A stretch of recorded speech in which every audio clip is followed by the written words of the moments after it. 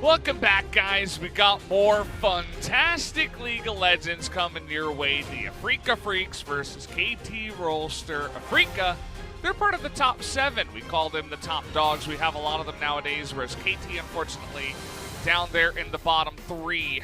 We'll see if KT can pull off that upset. The one thing I would expect from this series is more Kiana and more Mord, as these two teams would be the two to do it. And BD sometimes is the best at these new picks and can really warp mid-lane discussions because of it. Here's what we'll say though, we do put Afreeca in the top 7, that's where they reside, but they're also, because of their rookie stats, because they have a lot of young players and little experience, they are the ultimate rob from the rich, steal away from the poor scenario there. They can definitely, I'll give to the poor in this case, they can definitely win or lose against anyone in the 10, and thus, I have them kind of in this kind of 7th spot, maybe 6th, just outside the top 5. So this is definitely, of the top 7 opponents, one that KT, Hanwha Life, and Jinna can look at, and I think all these teams will be looking at Afreeca to potentially steal a win away from them. You never know which Afreeca is going to show up. Is it going to be the one that can just, play super fast and loose and just really mechanically sound and steal games away from the best? Or is it going to be the inconsistent, kind of all over the place, in the same vein, fast and loose, but not in the good way? That's really the question, and that inconsistency is part of why I wouldn't rate them in the top 5, and I wouldn't rate them going to playoffs. I know that would make some Afreeca fans a little bit sad, but it definitely is something that they have to work on. It's very apparent for the Afreeca Freecs in terms of what they do have to get better at. Whereas KT, they're just trying to avoid relegation. That's really what their summer has turned into, unfortunately. That is what the middle point is about. The losing streak that KT is on. They've made another roster swap, and we'll give you guys the full intel on that very soon. Afreeca, very clear. They defeated Griffin. They're on and up once again. They beat KT Rolster, and that was right after Afreeca was starting to crash down to earth. You'll remember Kiin suddenly not being able to get going in lanes and some other issues that Afreeca Freecs have had. So we're not 100% certain where these two teams are at on the day, and KT, of the 3 teams at the bottom, definitely has the most talent on the roster to make it more honest that we could say maybe today is the upset. But I think KT have had so many individual inconsistencies and issues. So often they've looked like 5 players and not like one team. I need to be convinced by KT Rolster. Meanwhile, Afreeca, look at that win rate with first turret. They definitely, from behind, can get a little bit all over the place, but when it falls into place and their aggressive players don't have to think about where they should be, but where they can be, then things look a lot cleaner for the Afreeca Freecs. Yeah, fast and loose, and they can take advantage of teams that are slower than them. They just took out Griffin the last time around, and that's a little bit of Afreeca doing things well, and Griffin kind of falling off a little bit in recent times. As you can see here in the stats, KT Rolster, the one thing that they do have is that with First Dragon, they do have a pretty nice win rate. It's really where the majority of their wins, the ones that they do have, are coming through. As we're going to take a look at some of the highlights. This is this series, Afreeca versus Griffin. That does come in where Kiin just laughs in the face of the gang and gets away. Griffin looked pretty off, to put it mildly, in this series, but that's something that you and LS will be discussing tomorrow in their very high-stakes match against Damwon Gaming. Sword looked very large with the golden stasis going down there, but unfortunately in-game less large, and aiming's Ezreal. That was a bit of a meme pick for us. It won MVP in that hilarious game where they tried so hard to lose to Jinna, but just couldn't quite do it. Sorry, Afreeca, you had to win that one 2-0. Yeah. Unfortunate. Looked a lot better in subsequent games, so Afreeca Freecs coming off what feels like a defining victory. Anytime you beat Griffin, it feels like you're doing something right, and I think Afreeca does a lot right, a lot wrong, a lot of stuff in general in games, and that's why, even if they're not the game that you're always focused on, you'll always learn something, have a laugh at or with Afreeca Freecs when they play. It's always a lot of fun when Afreeca are on the Rift. That's the one reason why I'll never complain when we do get to cast them. It can be good, or rather fun in a good or bad way. is always nice. So if there was take one a way, look here. if we could like give a test to rate players' mechanics, Afreeca would be like top 3, easy, top 2. Yeah, and they're all really good at clicking the buttons. It's the other parts that perhaps, you know how you have an aptitude test and there's like different parts of the test? It feels like Afreeca would be like top of the class on one and then fail the other, but that's because they need a bit more time. Looking at the side of KT, we found highlights against SKT. It was hard. Shout out to the highlights guy who has to find highlights for KT Hanwha. Yeah, we know that BDD knows how to play Azir. That's one good thing that we learned. But we also did learn that aiming in recent time has some really big numbers. And this is not just in 1 week or anything like that. Aiming 480 carries is highest damage per minute, highest damage percentage. Yeah. And highest damage per gold. I mean, he's doing a lot of damage.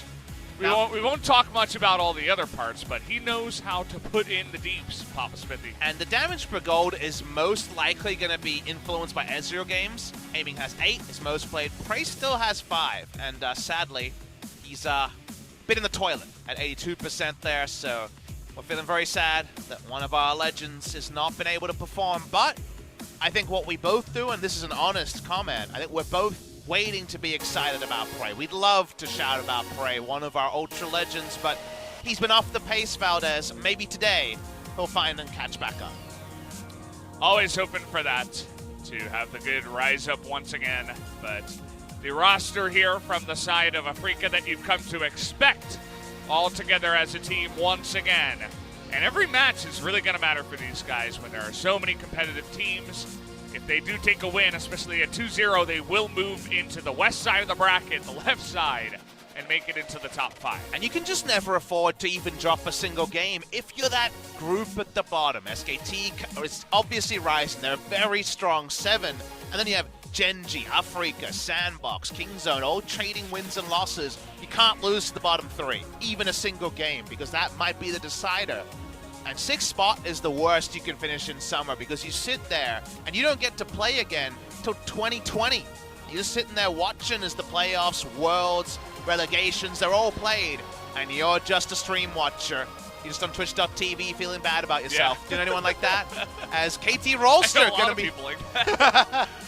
thousands even as we roll on to the Rift with KT Rolster. And the roster here is an interesting one, Valdez. Kingen will replace Smeb. Smeb has been just as off form as some of his compatriots, but Score does make his return to the LCK stage. That he does. UmTi had a day out in, well, I guess that's not the way you would put it, but didn't have the best of days last time around. A bad day out. Yeah, that's yeah. He did not have a good day. He went to the fair. He wanted to ride some of the cool-looking rides, but he just wasn't tall enough, Valdez. That or he got stuck at the top of the Ferris wheel and it started raining. And that sounds awful. And there were holes in the roof. One of the worst things that I could think of in the moment. It was really windy as well. Do you have a story to tell me about when you were 7 years old, Valdez? No, I wouldn't get on the Ferris wheel. Those heights, it's too high for me. I can't deal with that. I'll remember that.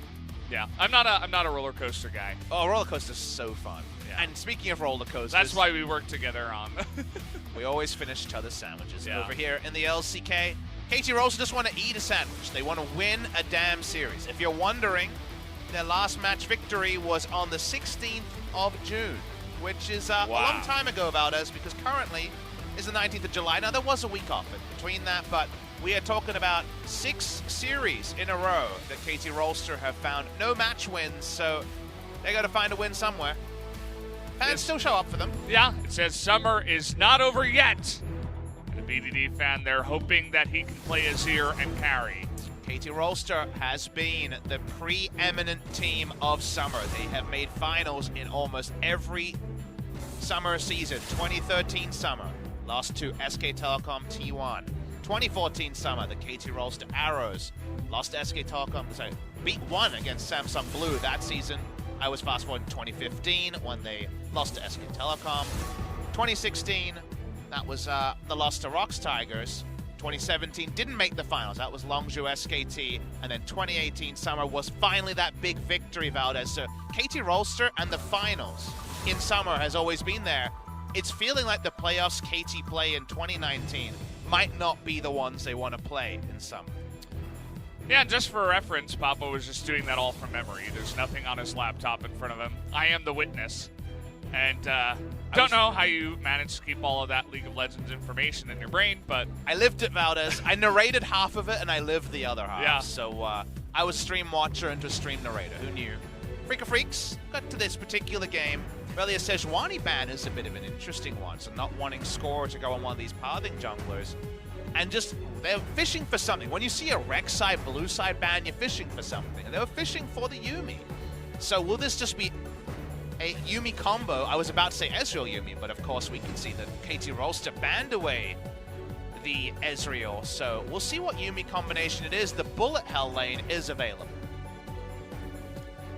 Bullet Hell lane against, well, potential Bullet Hell up against this Kalista and Nautilus, whereas the Saber gets picked on the other side. Very fast picks here from Afreeca, as Nico also going to be locked in. Always happy to see Nico high priority. I think this champion is super good in 2 lanes and thus should be an early pick. We had very weird Kennen priority when Nico is much more of a 2-lane flex and just a safe. In the top lane, I think Kennen can situationally do cool things, but I don't know about it being an early pick. So, teamfight being threatened by Afreeca with Yuumi trying to hold the laning phase power there on the blue side. Here is Jarvan for Score, so it's going to be a bit of an older pick for him.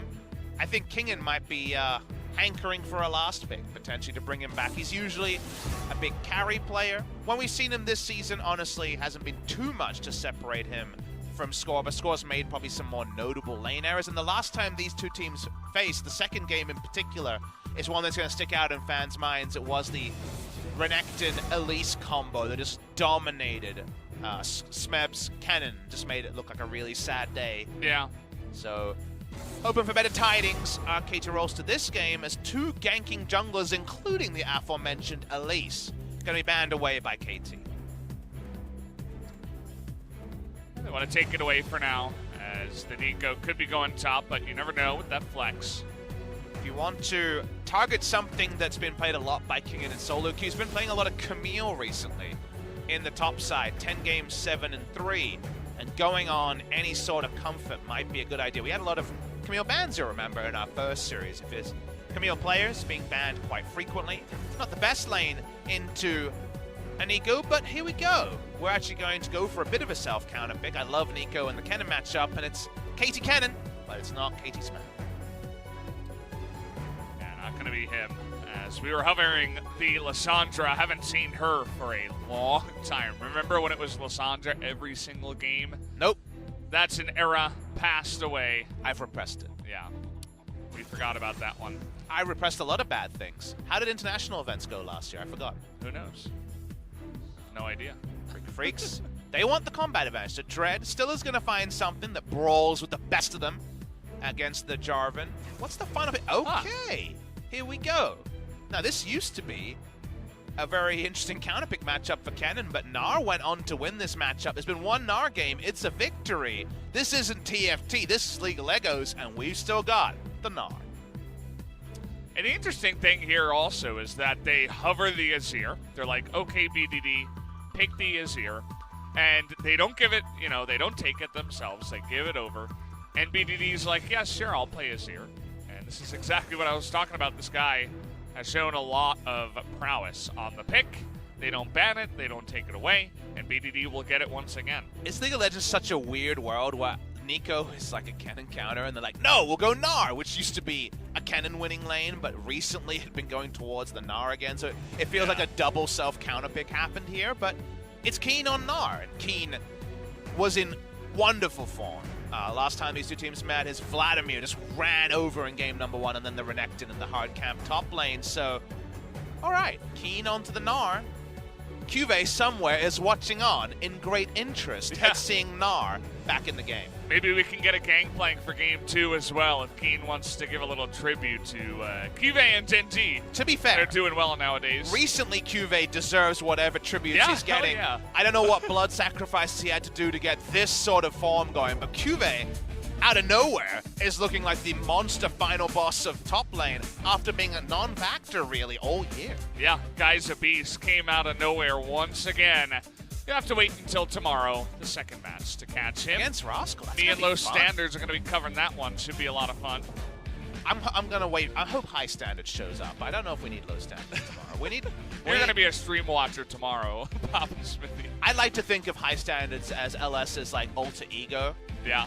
His like when brother. the really good games come out and he's like actually, you know, not making jokes about TFT. Guess what? We definitely didn't need him today. Yeah. Well, we'll have him tomorrow. And for now, we will have Afreeca versus KT. Let's jump into the Rift for game number 1 and see who is going to come ahead in the series.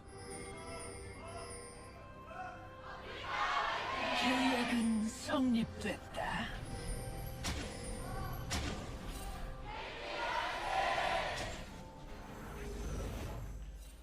All right, dusk has set on the Rift here.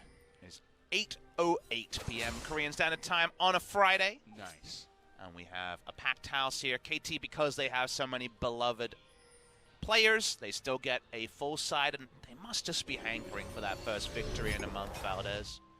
It will never be a true surprise if KT perform well, and yet it would be a relative surprise given how they've been this season. They've been, sadly, no stronger than last season, even though Prey came in. It's what the people wanted, but be careful what you wish for, seems to be the undertone of summer season. I've never seen this Gnar skin. He kind of looks like a Swain impersonator or something on this particular... Is it Northern Front Gnar or something? He's a shapeshifter.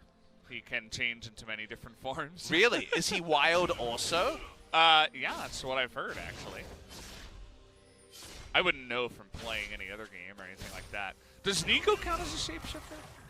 I mean, he should have to be, right? Would she be wild also?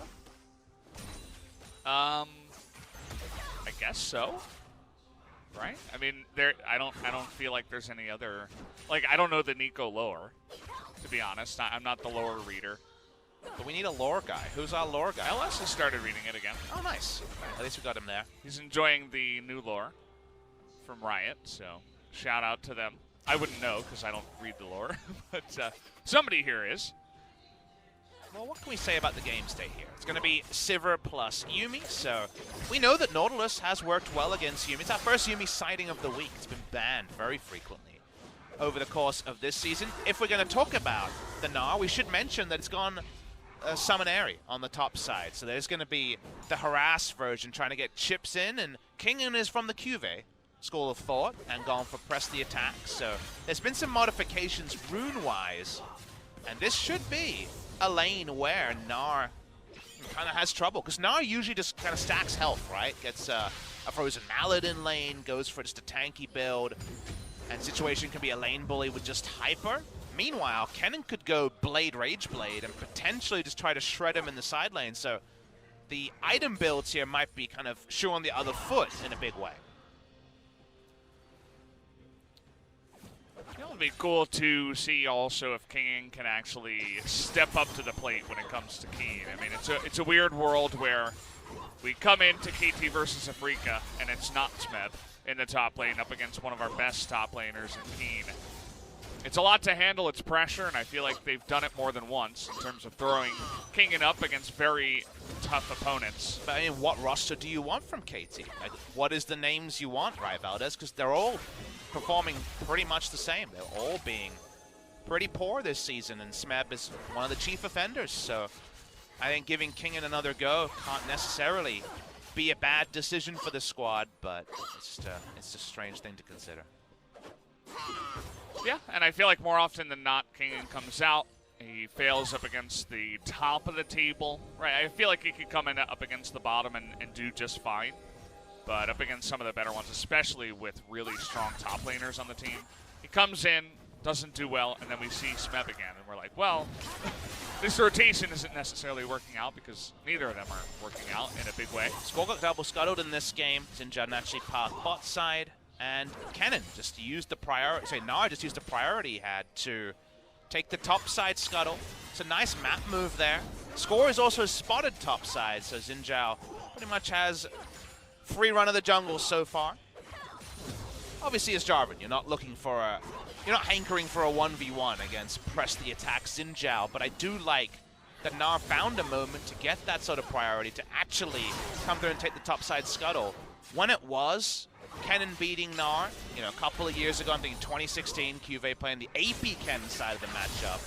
There's kind of an adjustment there as BDD takes a lot of damage trading against Nico. Yeah, it's an early trade. It's going to go well for the Nico if you can lock him down and get your combo, as Dread is looking towards the top lane here. He's actually going to hide on Bush. Ooh. Faker W.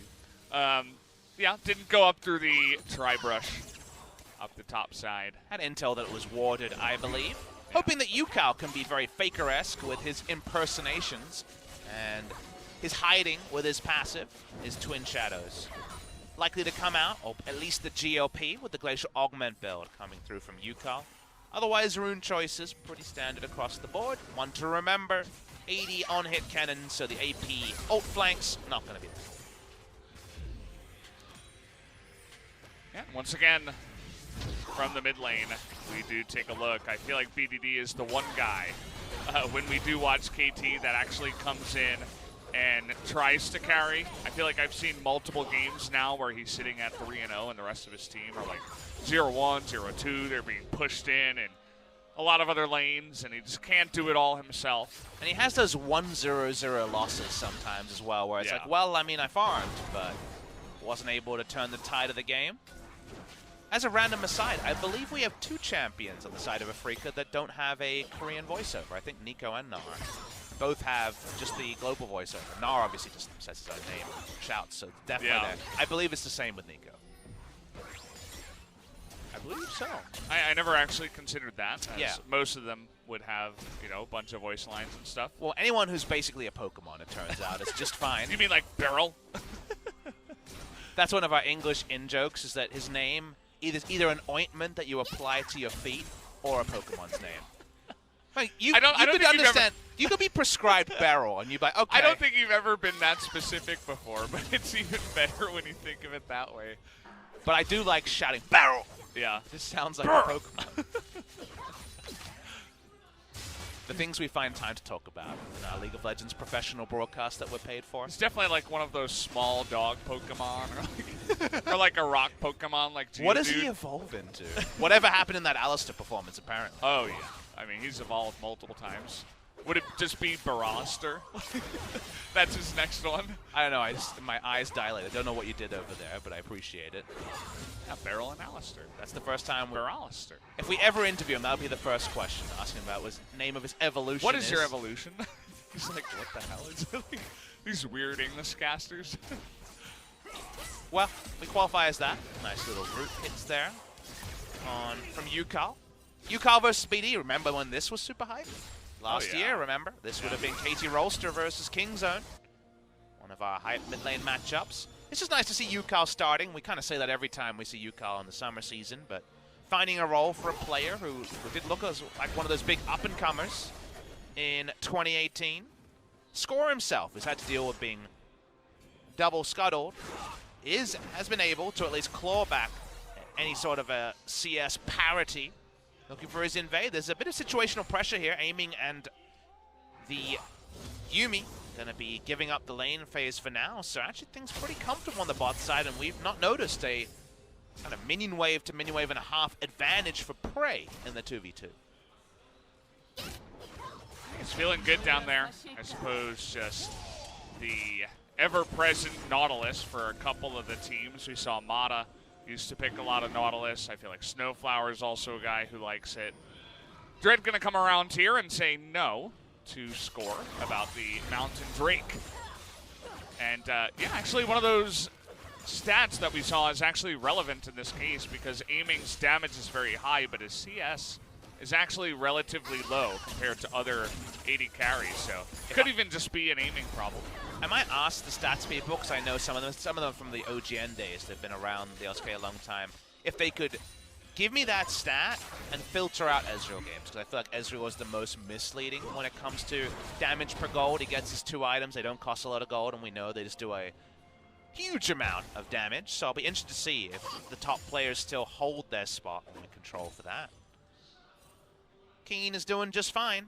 Kind of being reminded of the days where, again, the recent trend has been Gnar doing better and better in this matchup, but to be fair, AD Cannon does need his core items to get going.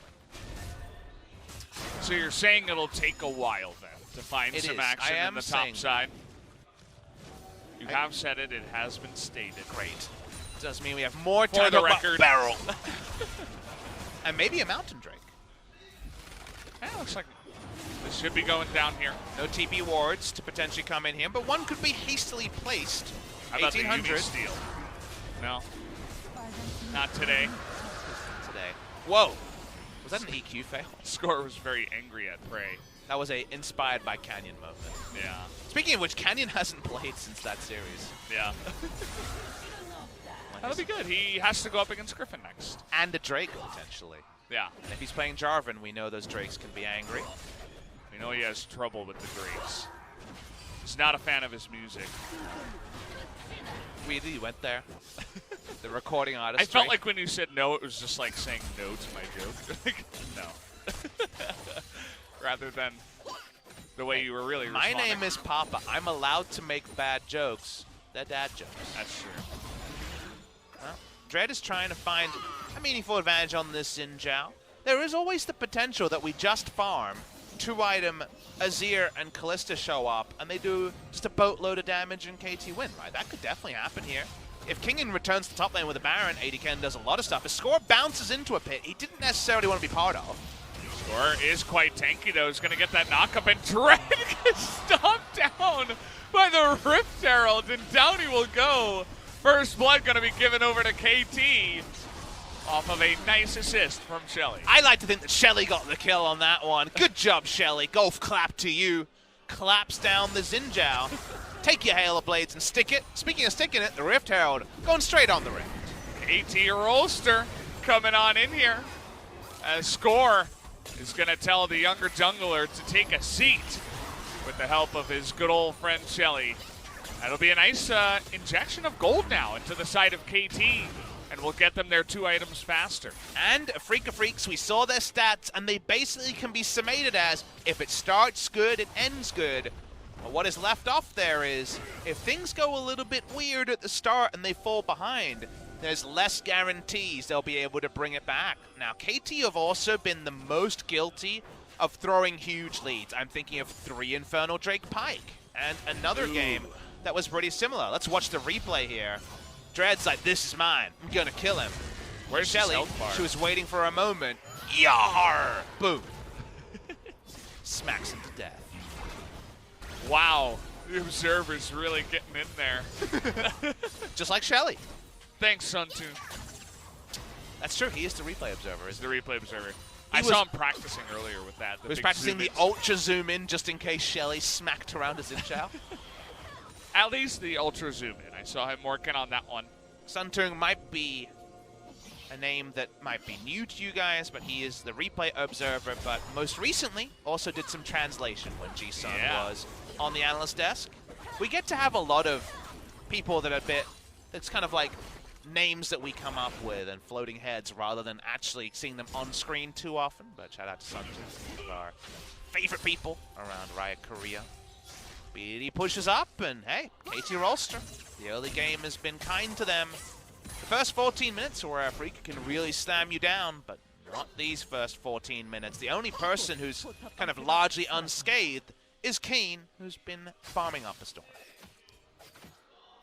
Yeah, we oftentimes see Kiin hopping onto carry champs and doing a big thing, but I'll be very curious to see how he will do on this type of big engaged champ, rather than something like an Akali or anything else that can kind of carry on its own. You know what I now want to see? I want to see Jarvan, Gnar, and Qiyana in the same game for all the different terrain creation and synergies there. Because like, if Score goes for the wrong ult, then Gnar can turn around. Trying to bait Kiin in. He gets the flash, but it's not enough. That's a good play by Kingen, as Score is there for the alley-oop. The ult's there for the CC. The CC's good, and they get that kill onto Kiin. Another good moment. Can't leave AD Cannon with too much time on this target, or just straight up die. Dread doesn't know if Jarvan's still around, so being respectful. Kingen's actually doing some real damage with the play of the Rune King. This Xin Zhao really hasn't been able to get much done in the early game. We talked about how the lane changes a lot when that first item comes in, and Blade of Ruin King is the epitome of a power spike for Kingen. Turret gets smacked, Xin gets smite, steals begin. AT Rolster. Is it finally time to get excited? I mean, you think about the two plays that have really changed the way this game has been going. The one is around the Rift Herald. It's Dread versus Score. Score baits him into it and just outplays him. Essentially a 1v1, and that allows KT to get ahead. And then another play on the top side where they're just able to bait Keenan, who maybe overestimated the Gnar tankiness when he was in hyper form. He's not very tanky. Spoiler alert in that form, so it's a couple of good plays to KT. I mean, as much as Afreeca aren't looking great, KT are really taking advantage of what Afreeca's given them. And I don't mean to hyperinflate the stat of how good Afreeca is from the start and how they can fall behind as you get the toggling on the vision there. Dread not really going to be able to get into 3 levels above him, Azir. But another reason to bring it up is, from behind, Gnar is one of the hardest champions to play. Because how do you get your teleport Mega Gnar timing off, which requires a lot of coordination and time to build up in a scenario like that? He was exhausted here. That's why it's a great timing from Score to beat top lane. Because you're right, there's no threat of a transform, no threat of a turnaround. It was a great gank timing, but just coming back again. You got to find that big Mega Gnar, and it's so hard to do when the minion wave's pushing into you. The first thing that I saw that came to mind while you were talking is I took a look at the items in KT. They're using this extra gold to get everybody to buy 2 control wards. I mean, everybody's got good items. They're hitting their 1.5 item spikes here, but they spend the extra on some sick vision. This is a good KT. I mean, so far here in game number 1, can't really complain about much. And everyone, even if you have one down, replace it so we just have a line of 1 control ward down the right-hand side. Come on, BDD. Get in there. Control ward something. Just in the middle. Just control ward in the face of Nico. Whatever. Swag on her. He's already got 2, 1 on each side. But it's time. You gotta KT are power slamming Afreeca Freecs in the early game here. And if you watch wrestling, you know the power slam rarely a finisher, but it's definitely a good way to get good things happening. And here comes the KT hype train. It's a bit late. It was supposed to come in January. It got delayed. Factory problems. I mean, this is a contract that's probably gone void by now. We don't know if they can win 8 games in a row, but I guarantee there are some people out there hoping for it. And, well, this would be a good start to that streak if it actually did happen, as Score does not want to go away. He's waiting for the bait. Well, it's going to have to be pretty tasty for aiming to walk up. Dread also ahead of the play is here for the counter gank, but doesn't matter. Even though it's Xin who can do a lot of damage early. Look at the gold lead, Val. It's 4,500. That's pretty big.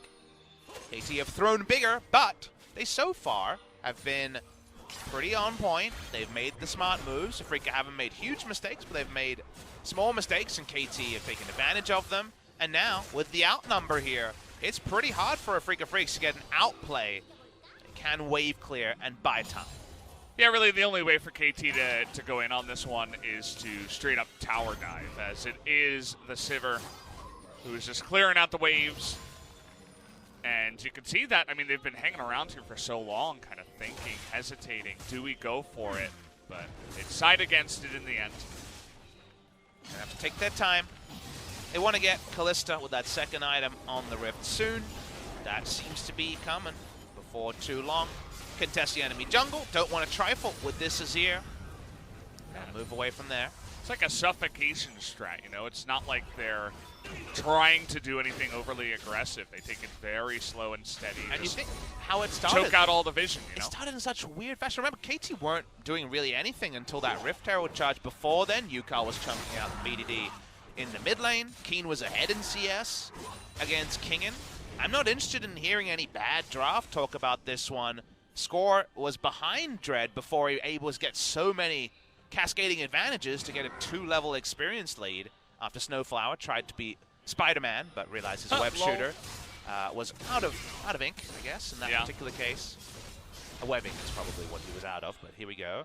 Sivir and Yuumi is far from a weak bot lane, so Yes, bot lane was playing respectful and was down about 11 CS early, but otherwise, there was no sign of this game happening until 2 contests later. Speaking of contesting. Oh boy, Amy, oh, he no! fails the flash, and Senan goes over the wall! No!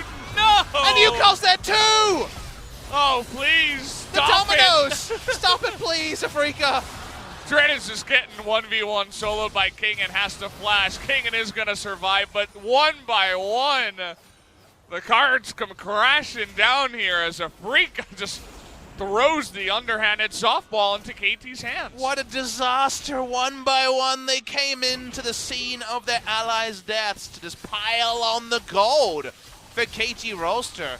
Kingen's hopping mad, chucking out shurikens like they're going out of fashion, and KT Rolster, they could really open up just an ungodly gold lead. 10K is on the horizon if there's one more play like that. And if they threw this one, well, people would just give up from there. I don't think it's possible. Everybody is so far ahead right now. You remember when we were just Craigasming over the line of 2 control wards? Look at the synergy on Afreeca's side. They've got a trust fall going on, but it's not the one you want. Everyone's 0-1 and 0. Good synergy, guys. Well done. Perfect game timing. That's true. KT Rolster in summer 2019 is a threat of perfect gaming, Afreeca. The moment the first part started, that was actually a really terrible flash. He was actually pretty far from the fat wall. Yeah. You have to know that one's not going to happen. But then Senan's condemned to death. Then Kingen looks for a solo kill on Dread while Ucal had teleported in after both people had died. What a disaster. That was just ugly. I mean, this is what I was talking about with Afreeca. Sometimes you come out, you 2-1, slam Griffin. The next time you come out and you're getting just destroyed by KT. And when you hear it, KT Rolster are the new Jin Air, you sit back and you're like, wait, does that mean they're a bad team? Is Papa flaming? But what I want you guys to remember is until very recently, KT were Jin Air were really, as we'll hold the point here, Dread looking for a Hex Flash over the wall. Yeah, looking for it, but the rest of KT seems like they were able to smell that one coming. But Jin Air were the Robin Hood of League of Legends in Korea. They would steal games away from the top teams, but always lose to the teams around the bottom. That's Afreeca Freecs now. They do have the potential to win or lose against any team. KT Rolster trying to pick up a victory here against Afreeca. All right, nice engaged by SnowFlower. Where is the follow-up, though? Where is KT? At least he does have that stopwatch to make the best out of it, but Kingen has been so angry all game. He's looking for this flank. As SnowFlower is going to be thrown in to no avail. KT Cannon flank, still able to get some respect on the bot side. And speaking of... Oh, he does so much damage. Kiin is going to have to flash that one. Ucal trying to get on in there, but he's just going to die eventually. After this, Zhonya's does go down, and now BDD trying to actually get the 1v1 on Kiin, but ends up nearly getting killed himself. SnowFlower took turret aggro for him as well, so BD can get out. That's some good team play. The perfect game dream continues. As KT Rolster turns on to Baron. No guarantee they'll pick this one up, but they're going to start it. I think they should be able to pick up this Baron. Let's see what Kiin can do. He's exhausted. He's going to be burst down just like Dread. that. And see you later, Senan as well. Dread's all alone now. And you know that KT is not just going to let him live here. They're looking, they're searching. Dread's trying to roleplay a Krug. Oh! He did his very best. Nice Hex Flash, but that is going to be everybody going down, as now everybody on Afreeca 0-2. I know, it's a perfect game in so many ways. The synergy from Afreeca. They're winning the Trust Falls, but not the game. We're going to watch the replay, and Kiin's Gnar was already a little bit of a head scratcher, and the play so far, he's trying to play as if he's a frontline tank, and yes, Gnar is that situationally, but in those scenarios, it's a big note button on that. I love that SnowFlower comes in and tanks the turret, takes the first aggro, so that no boulders from behind are going to lead to the death of the Birdman. Harvey Birdman today. Senan has just been the most hard luck guy. He's like, guys, I'm trying to help. Please stop feeding. And then Dread had the options of of trying to pretend he's a Krug and go for a sick Hex Flash, and sadly, wasn't able to get away. Yeah, it's the hardest game of hide and seek. It's more like a manhunt here in the red side jungle as KT, perfect game, still alive, no turrets. No kills and no dragons for the side of the Afreeca Freecs.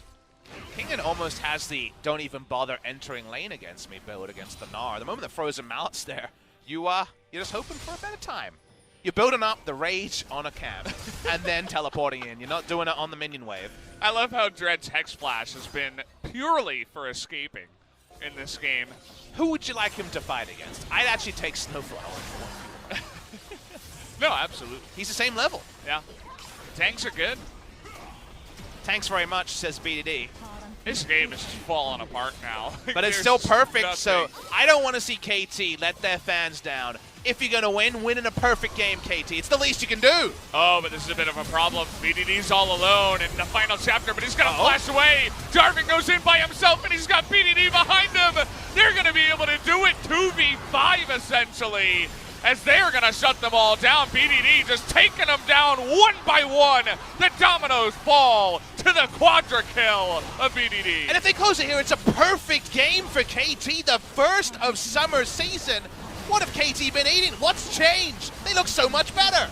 They look like the most pristine team on the Rift, at least for now. They can live up this moment, because they certainly deserve it. The perfect game. They shut out Afreeca here in game one. And it almost feels like there should be a pitch invasion. All the fans should run on and hug KT Yeah. Rolster because they've been looking for something like this. They've been looking for a sign that maybe there could be better days for them. I just want to give MVP to everyone, Valdez. I really don't know who to pick. I mean, Kingen did his good thing, Score did a really good job. BDD putting in the damage, Bray and SnowFlower winning the lane. Wow, what a victory for KT Rolster. And you know it means something. The fans always fill the KT side of the stadium. They've been desperate for a happy time, and Smeb watches on as his teammates have just bulldozed Afreeca Freecs. There's been some dumpsterings in the past. This one was perfect. Wow. If you're not excited after that, I don't know what you're feeling, guys. I'm flustered. I'm so damn excited. Yeah. You know what? I'm so excited that I'm ready to be disappointed by KT. Ooh. That's how excited I am.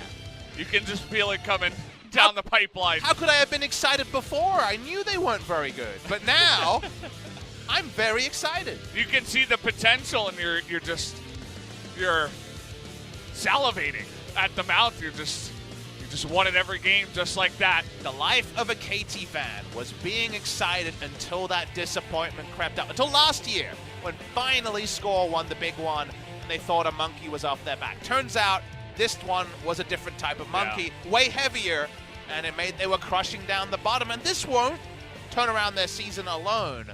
But if there was ever a sign, if there was ever a signal that KT potentially could find a way back, they're not mathematically out. 2-8 means that you could theoretically finish 10-8, and 10-8 is almost always playoffs. Yes, there is a certain level of optimism there, but KT's problems was never talent on paper.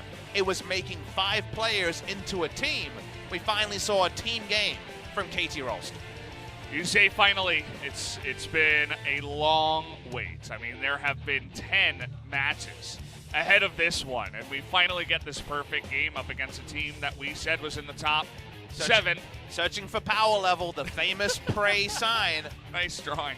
They found a pretty nice power level here.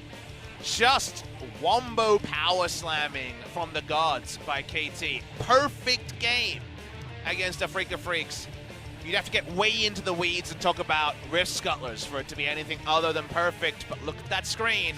Whole lot of bagel, and the best part, 0-3-0 for everyone.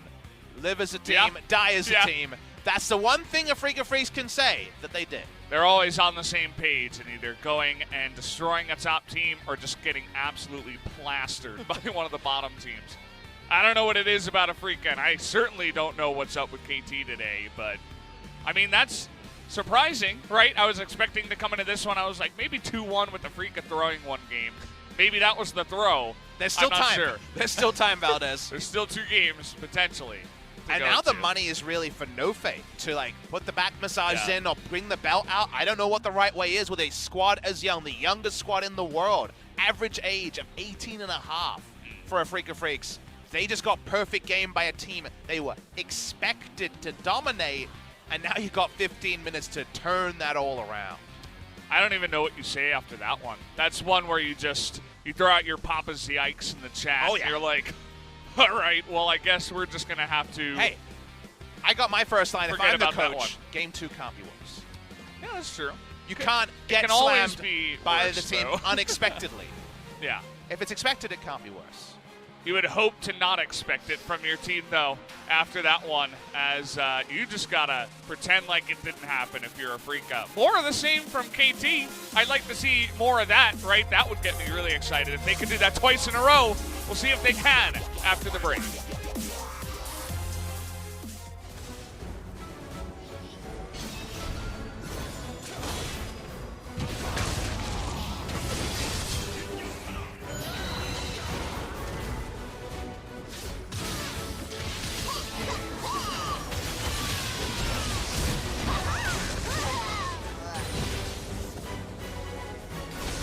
노력은 인정해주세요.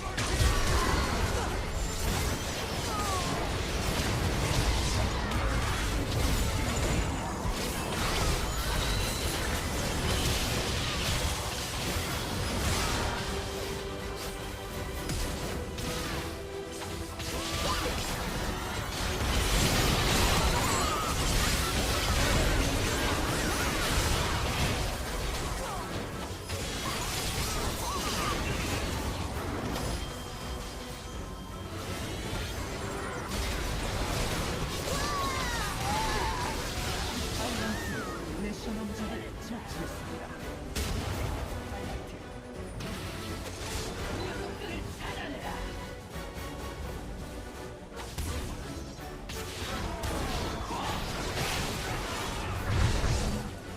여기 다 있다. 여기 먼저 보는 거 어땠어? 탑 깼거든 이거.